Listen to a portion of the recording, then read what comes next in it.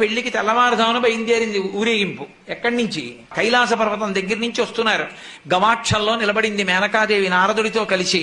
ఒక్కొక్కళ్ళు వస్తున్నారు. అబ్బా వెలిగిపోతున్నాడు, ఆయనేనా మా అల్లుడంది. కాదమ్మా, సూర్యుడు దిక్పాలకుల్లో ఒకడు. ఆ వెనకొస్తున్నాడు. ఎవరో బాబాయ్ నల్లగా ఉన్నాడు దున్నపోత మీద, ఆయన ఎవరా? మీ అల్లుడు కాదు, బెంగపెట్టుకోకు, యమధర్మరాజు గారు. ఆ వెనకాతలు అబ్బా చల్లగా ఎంత బాగున్నాడో, ఎవరు? చంద్రుడు, మీ అల్లుడు కాడు. ఈయనెవరోనయ్యో చాలా అందంగా ఉన్నాడు, ఎర్రగా ఉన్నాడు, కాంతులీనుతున్నాడు, బ్రహ్మగారు. మీ అల్లుడి దగ్గర పురోహితుడమ్మా, పెళ్లి చేయడానికి వచ్చే బ్రహ్మగారు ఆయన మీ అల్లుడు కాదు.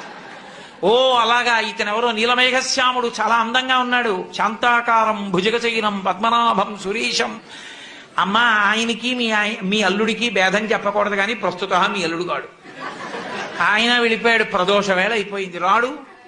వెడుతూనే ఉంది ఊరేగింపు. వస్తున్నారు మగపెళ్లివారు. అలా ఆఖరికి ఒక ఆయన వచ్చాడు. చుట్టూ భూత ప్రేత పిశాచాలున్నాయి, ప్రమదగణాలున్నాయి, మధ్యలో దిగంబరంగా తాండవం చేస్తూ వస్తున్నాడు. అడగలేదు మేనకాదేవి ఆయన అల్లుడా అని. నారదుడే చెప్పాడు, ఆయనే మీ అల్లుడమ్మా అని మెట్లు దిగి వెళ్ళిపోయాడు.